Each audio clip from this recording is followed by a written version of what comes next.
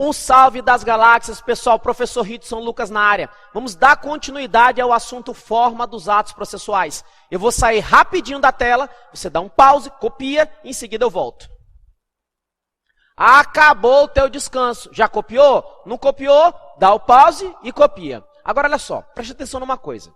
Eu vou falar contigo sobre prática eletrônica de atos processuais. Este assunto ainda está dentro de forma, a gente ainda não saiu de forma, tá? O que ocorre? Quando eu falo de prática eletrônica dos atos processuais, é o processo eletrônico, PJE e etc e tal. Quero que você tome muito cuidado. Esse assunto aqui, sobre esse assunto, existe uma lei federal. Tem uma lei federal que fala sobre o processo eletrônico. Você só vai estudar essa lei se ela tiver no teu edital.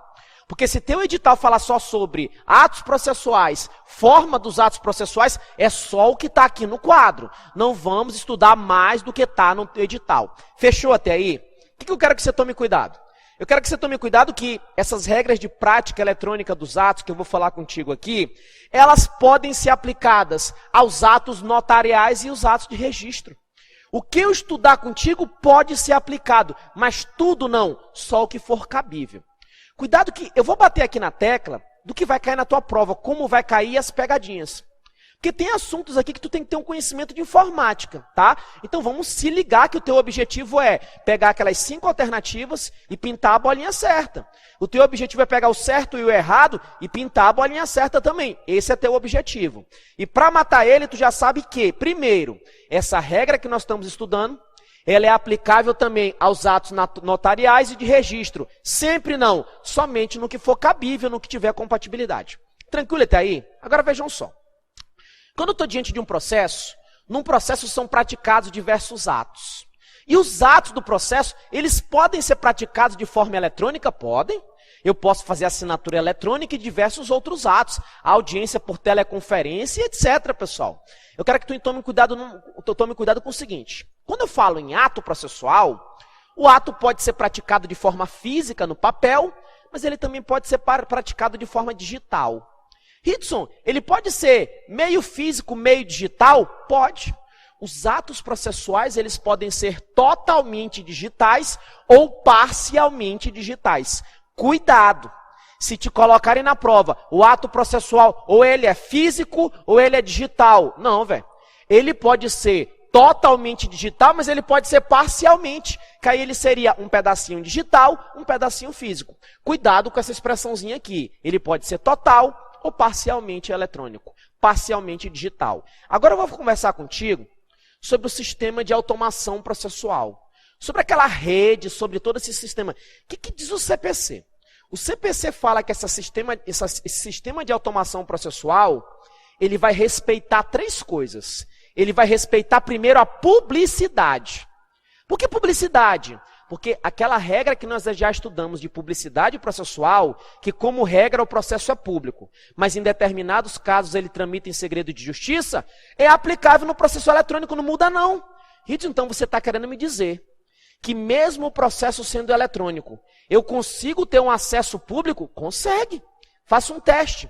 Entra no site do TRT, entra no site do TJ, que lá vai ter, você vai entrar lá no PJE e lá tem consulta pública dos processos. Então, mesmo no processo eletrônico, tem que ser respeitado o quê? A publicidade. Você só não vai ter acesso ao processo que está em segredo de justiça, porque o processo que está em segredo de justiça, um dos requisitos dele é a confidencialidade, que eu vou já conversar contigo. Então, o processo eletrônico respeita a publicidade? Respeita. Além da publicidade, ele também respeita a participação das partes, dos advogados, do juiz e também um acesso. Ele respeita. E olha só, essa participação, esse acesso, essa publicidade, ela é observada inclusive nas audiências e sessões de julgamento. Cuidado com essa expressão. Eu coloquei em vermelho, porque na prova ele não vai te perguntar o que é participação, o que é acesso. Não vai te perguntar. O que ele vai fazer na prova? Ele vai pegar essa palavra inclusive e vai trocar por outra. Então toma cuidado. Nesse sistema de automação processual, eu observo a publicidade, observo a participação, observo o acesso, inclusive nas audiências, inclusive nas sessões de julgamento. Então, isso daqui, público, participação e acesso. Ainda tem outra. esse sistema de automação processual, esse sistema informático, além de respeitar essas três coisas, o que vai acontecer? Ele vai ter que observar algumas garantias. As garantias são disponibilidade, independência da plataforma, acessibilidade e interoperabilidade. Até eu me enrolei para falar, né? Interoperabilidade. Agora vejam só. Na prova, tu vai bater o olho nisso daqui, a tendência é que ele invente uma palavra. Então tu tem que ter, né, costume. Isso daqui é muito esquisito para mim, não tem nada a ver com direito, é o que eu estava te dizendo. Você tem que se ligar o que vai cair na prova. Então, primeiro, o que seria essa disponibilidade? A disponibilidade é quando eu tenho um processo eletrônico, esse processo eletrônico ele não pode parar. Não pode estar caindo a rede, não pode estar caindo o sistema. Então, você tem a garantia de que esse sistema processual eletrônico, esse sistema de automação, ele esteja o quê? Disponível, que ele não seja interrompido. E além disso, também é garantido o quê? A independência da plataforma. Como assim independência? Tu já pensou se tivesse uma plataforma aqui de automação processual, se tivesse uma plataforma que só funcionasse no sistema Windows? Pô, se ela funcionar só no sistema Windows, ela está dependente, ela está vinculada. Isso não pode. Ela tem que funcionar em qualquer sistema. Então, essa plataforma ela tem que ter o quê? Independência. Ela não pode ficar vinculada a um pacote só. Tem que funcionar em todos os pacotes. Então, ó, disponibilidade, independência da plataforma, a terceira garantia é a acessibilidade. Quando eu falo de acessibilidade, você tem que tomar muito cuidado, porque nem todo mundo tem computador. Você sabe com quantos anos eu fui ter meu computador? Eu fui comprar meu primeiro computador quando eu tomei posse no concurso do TRT da 14ª região. E olha, eu vou te confessar uma coisa. Quando eu tomei posse no concurso do TRT da 14ª região, eu não sabia nada de informática, velho. Eu passava nos concursos lendo e decorando atalho, porque eu não sabia, não tinha acesso ao computador. O computador que eu utilizava tem um órgão na cidade que eu nasci, que esse órgão é chamado Shopping Cidadão. Nesse Shopping Cidadão, tu ia lá e tinha acesso ao computador por 15 minutos. Acabava 15 minutos, tu ia para o final da fila. E era assim que eu fazia, cara. Para poder pegar lá uma prova de concurso, alguma coisa assim, era bem complicado. E hoje isso não muda. Pouca gente tem acesso a computador. Agora, como é que eu vou chegar para um cidadão que recebe lá R$200 por mês, que tem muita gente que passa por isso, e falar para ele o seguinte, ó, se o senhor quiser entrar com uma ação, só se for processo eletrônico. Gente, pelo amor de Deus, o cara não sabe nem o que significa a tecla Enter. Se eu fizer isso, eu vou estar impedindo ele de exercer o direito de ação. Por conta desses fatos, o CPC diz que é garantido nesse sistema de automação processual o quê? A acessibilidade. Por conta dessa acessibilidade, o que vai acontecer? As unidades do Poder Judiciário, os tribunais, os órgãos, têm que disponibilizar equipamentos gratuitos para a prática de atos processuais ou para a consulta. Ritson, mas eu fui no Tribunal de Justiça aqui da minha cidade, Tribunal de Justiça da minha cidade não tem computador de graça lá não, não tem uma lan house não, Ritson. E aí? Gente, se as unidades do Poder Judiciário não disponibilizarem equipamentos gratuitos para você fazer a prática eletrônica de atos ou para consultar os processos, você pode praticar o ato processual de meio não eletrônico. Então, preste atenção, por conta da acessibilidade, o Poder Judiciário tem que disponibilizar gratuitamente o computador. Se ele não disponibilizar, você pode praticar o ato por meio não eletrônico. O que é meio não eletrônico? Físico, papel. Agora, olha só, dentro dessa acessibilidade, além do equipamento gratuito, eu tenho as pessoas com deficiência. Falar em pessoas com deficiência, o CNJ editou uma norma em 2015 e todo concurso do Poder Judiciário tem que cobrar normas aqui das pessoas com deficiência, tá? E sobre pessoa com deficiência, o sistema hoje ele procurou mudar isso. Porque, na verdade, o deficiente que tinha que se adaptar à sociedade. Então, isso mudou, isso não é mais assim, não. Hoje é a sociedade que tem que se adaptar ao deficiente. E o Poder Judiciário, por conta da acessibilidade, ele tem que respeitar as pessoas com deficiência e proporcionar essa acessibilidade para eles. Ele tem esse dever por conta da garantia. E finalizando, a garantia da interoperabilidade. Ô nomezinho escroto, né? O que é essa interoperabilidade, Ritson? É escroto no nome e na prática. Porque olha só, Quando você vai no Tribunal de Justiça, tu vai fazer o cadastramento, né? Tem toda uma burocracia, pegar assinatura eletrônica, mas aí tu faz um cadastramento pro TJ. E aquela senha do TJ, ela não funciona no TRT. E a senha do TRT não funciona no TRF. Então, velho, cada qual no seu cada qual. Isso está errado. O correto seria os sistemas funcionar de forma integrada. Eu tinha que ter uma interoperabilidade. Então, é uma garantia também isso daqui. Com o tempo, eles vão ter que implantar. Então, preste atenção. O sistema de automação processual respeita a publicidade, participação e acesso, inclusive nas audiências e sessões de julgamento, e vai garantir a disponibilidade. O que é disponibilidade? O sistema não pode parar, não pode interromper. E se o sistema parar, tu tem direito de prorrogação, não é? De prazo. Independência da plataforma. Esse sistema não pode funcionar em só um sistema, não. Esse sistema tem que funcionar no Windows, no Linux e em outros mais. Acessibilidade, falamos, equipamentos gratuitos, pessoas com deficiência e interoperabilidade. Interoperabilidade, viu como é que eu falei certinho agora? Interoperabilidade é porque o teu acesso, a tua senha deveria funcionar em todos os tribunais, né? Mas isso aqui é uma garantia que com o tempo eles vão implantar isso daqui, espero. Agora, olha só, agora que eu gravei essa parada, o que pode cair daqui, Ritson? Primeira coisa que pode cair. Os atos processuais podem ser total ou parcialmente digitais. Detalhe.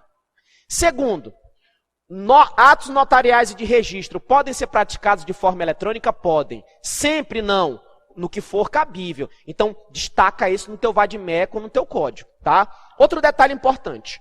O sistema de automação processual, ele respeita publicidade, respeita participação e acesso.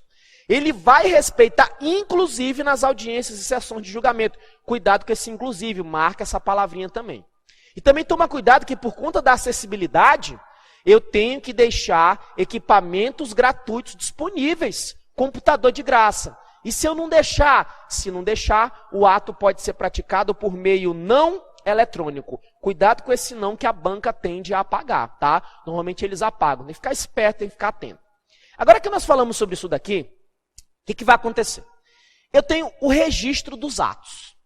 O registro dos atos, segundo o CPC, vai observar padrões abertos. O registro vai observar... Rito, tu vai falar de criptografia também, que tem uma chave privada com uma chave pública, e a chave pública se encontra com a privada, e a pública verifica... velho, pelo amor de Deus. Aqui não é informática, fi. Para com isso. Meu objetivo é que você marque na prova. E olha, na prova ele não vai te perguntar o que é chave, não. Esse só tem que tomar cuidado do seguinte.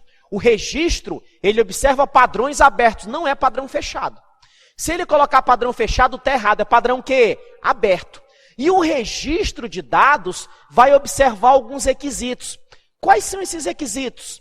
Autenticidade, integridade, temporalidade, não repúdio e conservação. E se o processo estiver tramitando em segredo de justiça, além desses requisitos, também a confidencialidade. Aqui eles podem te cobrar na prova. Eles vão te dizer o seguinte: todo registro vai obedecer ao requisito da confidencialidade. Não. A confidencialidade é só para o processo em segredo de justiça. Porque o processo que está em segredo de justiça, além de obedecer os outros requisitos, também obedece à confidencialidade. Então, olha só. Tu já sabe que o registro observa padrão aberto, não é padrão fechado. Agora, o que vai acontecer? Os requisitos. Que requisitos são esses do registro? Primeiro, autenticidade. Autenticidade é por conta da autoria. Quando você registra um documento eletrônico, quando você dá entrada na petição inicial eletrônica, essa petição inicial eletrônica registrada, um dos requisitos é o quê? A autenticidade. Tu vai colocar a tua senha, vai colocar a tua assinatura eletrônica, presume-se que quem praticou o ato foi você. Ah, mas eu passei a senha para o meu amigo. Te lasca. Só lamento para ti, por conta da autenticidade. Só que o requisito não é só com relação à autoria, também a respeito do conteúdo. O conteúdo foi você. Isso por conta da integridade. Então, foi você que fez. Autenticidade. O conteúdo, ele é válido, foi você que fez também. Integridade. E quando você pratica o ato, você entra com recurso, você apresenta uma petição inicial, vai ficar registrado a data e a hora que você praticou o ato. Para quê?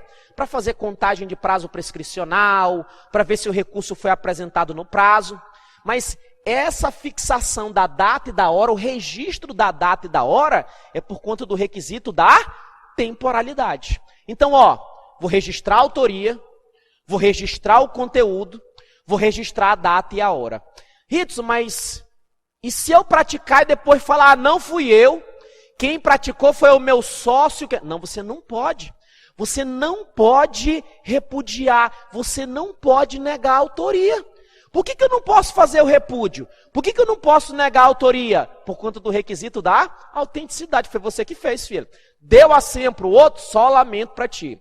Ritson, mas eu já vi casos que o tribunal, ele verificando a fraude, ele considera, com certeza, se tiver fraude, alguém conseguir lá burlar a tua senha, um hacker, é entendível isso daí. Mas olha só, se liga aqui na prova objetiva. Para a prova objetiva, o requisito é o não repúdio. Você não pode negar a autoria. Foi você que deu entrada no processo eletrônico, é você que praticou e só lamento. Não vem querer dizer que foi o vizinho. E a conservação. Como assim conservação? Essa conservação é a preservação da integridade da informação, tá? E por fim, a confidencialidade. Lembrando que confidencialidade é só no processo que tramita em segredo de justiça. Eu sei que a tua cabeça deve estar virando assim, sabe? Você deve estar com a diarreia cerebral. E eu sei que esse assunto aqui não é nada gostoso, eu tenho consciência disso. Mas enfim, a coisa na cabeça. É nas matérias complicadas que a gente faz diferença na prova. Porque se cair na prova bem assim, um registro, padrão aberto ou fechado, padrão aberto, Ritson, pá. Confidencialidade é um requisito em qualquer registro? Não. Confidencialidade só segredo de justiça. Ponto, acertou. É isso que eles vão te cobrar na prova. Ele não vai te cobrar numa prova objetiva o conceito disso daqui, pelo menos no início não. Então, toma cuidado só com a confidencialidade, tá? É essa que você tem que tomar cuidado. E lembra dos outros requisitos. Autenticidade, autoria, integridade, conteúdo, temporalidade, registro da data e da hora, não repúdio, você não pode negar a autoria, e conservação. Conservação é a preservação da integridade da informação. Agora, o que vai acontecer? Quando tu faz o registro de um documento, de uma petição, esse registro vai observar chaves públicas. Ritson, o que é chave? Chave é aquilo que tu abre a porta lá, velho, é a chave, né? Mas aqui, no processo eletrônico, na informática, a chave tem outra. Ela também abre porta, mas tem outro sentido. Quero que você grave o seguinte. O registro, ele não observa chave privada, é chave pública. Chave pública. Toma cuidado com essa palavra para a prova. E essas chaves públicas, elas são nacionalmente unificadas, conforme previsto em lei. Por que eu coloquei nacionalmente unificadas? Porque em prova eles vão pegar esse nacionalmente e vão escrever regionalmente. Então toma cuidado. As chaves, elas são unificadas o quê? Nacionalmente. Pode escrever. Com o passar dos meses, dos anos, eles vão cobrar isso aqui. E onde que eles vão bater? Nacionalmente. Em vez de chave pública, vão escrever chave privada. Agora, beleza. Olho no olho. Registro. O registro é padrão aberto ou fechado? Padrão aberto. O registro, ele vai obedecer alguns requisitos. Confidencialidade está em qualquer processo. Não. Confidencialidade apenas quando está em segredo de justiça. Esse registro, ele obedece a chaves públicas ou privadas? Públicas. Regional ou nacionalmente unificadas? Nacionalmente unificadas. Matou a prova, pô. Já era. Você vai passar para analista, vai passar para técnico, tranquilo, fazendo isso daqui que eu estou te mostrando. Agora, olha só que interessante. De tudo que eu estou falando aqui, o que eu acho mais perigoso para cair em prova, eu vou te falar agora. O que vai acontecer? O CNJ, Conselho Nacional de Justiça, ele, que é formado por 15 membros, é o único órgão do Poder Judiciário que não exerce jurisdição. O CNJ, ele é responsável por fazer algumas coisas sobre essa prática eletrônica de atos processuais. A incumbência é do CNJ. Se eles te perguntarem, o CNJ, os tribunais vão praticar os atos apenas de forma supletiva. Só para complementar, porque a função é do CNJ. Primeiro, o CNJ vai fazer a regulamentação disso daqui. O CNJ vai explicar. E os tribunais de forma supletiva. Tem TRTs que têm normas sobre processo eletrônico. Eles podem, mas eles fazem isso de forma supletiva. Porque a competência é de quem? CNJ. O CNJ, ele também vai velar pela compatibilidade dos sistemas. O CNJ, ele também vai preparar o meio-campo para novos avanços de informática. O CNJ, ele também vai ditar atos, mas sempre respeitando o Código de Processo Civil. O CNJ, ele pode ultrapassar os limites da lei? Não, ele tem que obedecer à lei. Então, nós vamos te perguntar na prova, quem é que vai regulamentar essa galinhagem? CNJ. Os tribunais podem, mas de forma supletiva, porque quem faz isso de forma principal é o CNJ. O que vai acontecer? Eu tenho um TRT1, TRT do Rio de Janeiro, TRT2 São Paulo, TRT3 Minas Gerais, TRT4 Rio Grande do Sul, TRE de São Paulo, TRE da Bahia, TRE do Rio Grande do Sul, TRE do Rio Grande do Norte, TRE do Amazonas, TJ do Acre, TJ de Rondônia, TJ do Pará. Tem um órgão pra cacete do Poder Judiciário. E cada um desses tribunais tem um site. O que o CPC diz? O CPC diz que cada tribunal vai ter uma página própria, aqui vai ter o seu próprio sistema de automação. Cada tribunal vai ter uma página própria. E aquelas informações que estão lá na página do TRT, do TRE, do TJ, do TRF, aquelas informações que estão no site desses tribunais, elas gozam de presunção de veracidade e confiabilidade. Então, o que está lá presume-se verdadeiro. Beleza até aí? Então, lembre-se, o TRT 14, ele vai publicar as suas informações no TRT 24? Não. Cada qual no seu cada qual. Cada um na sua página. Eles têm que ter página própria. Ritson, beleza. O assunto não é lá essas coisas, essas doçuras todas, mas eu fiquei ligado nas pegadinhas para a prova. Eu estou esperto. Mas eu fiquei na dúvida, e se o sistema cair? Porque tu me falou, Ritson, que uma das garantias é da disponibilidade. O sistema não pode ser interrompido. E se o sistema cair? Pessoal, se o sistema cair, se o sistema parar de funcionar, pode ocorrer uma justa causa. O que é justa causa?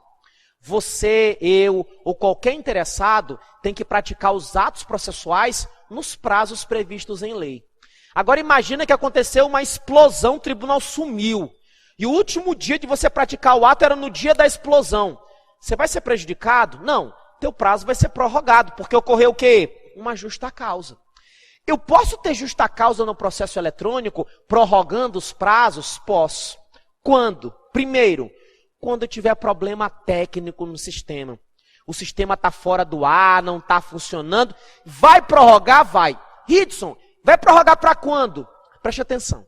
Esse assunto aqui, para quando vai prorrogar, como vai ser, está previsto numa lei federal. Tem a lei do processo eletrônico. Mas é o que eu disse para vocês. Você só tem que estudar essa lei se ela tiver no teu edital. Não estuda mais do que está no edital, filho. Não estuda mais do que está no edital, filha. Vamos ficar presos. Nosso objetivo agora, nessa hora, é CPC. Se for o caso de em outro momento a gente estudar a lei do processo eletrônico, que com certeza eu vou trabalhar ela com vocês mais à frente, em outro módulo, eu quero que você... Aí a gente estudar ela. Aqui não, é CPC. Eu estou estudando forma dos atos. Eu não estou estudando lei do processo eletrônico. A gente tem que estudar o que está no edital. E aqui basta você gravar. Quando quer ajustar a causa? Quando eu tenho um problema técnico. Ou então, quando o auxiliar da justiça praticar um erro, cometer um erro, ou por omissão dele, o sistema parar. Então, nesses casos, é justa causa e o prazo ele vai ser prorrogado. Beleza até aí, pessoal? Olha só. Me diz o seguinte, olho no olho. As regras que eu estudei contigo, aqui de processo eletrônico, elas aplicam aos atos notariais e de registro? Aplicam. Sempre? Não. No que for, cabível. O sistema de automação processual tem algumas garantias, tem umas galinhagenzinhas e tal, mas o que eu estudei contigo funciona para audiência, serve para audiência ou não serve? Serve, inclusive nas audiências, inclusive nas sessões de julgamento. Agora, me responde o seguinte, a confidencialidade. A confidencialidade é para qualquer tipo de processo? Não, só quando é segredo de justiça. E os registros? Os registros têm padrões. Ritson, eu não sei o que é registro, nem sei o que é padrão. Tu não precisa saber mesmo, não. A única coisa que você precisa saber é, o registro vai obedecer alguns padrões, abertos ou fechados? Abertos. Os registros, eles vão ser unificados. Unificados nacional ou regionalmente? Nacionalmente. Caríssimos, estou fechando aqui essa parte 2 aqui de forma dos atos processuais. Sangue no olho até a posse, pra cima, caveira. Fui!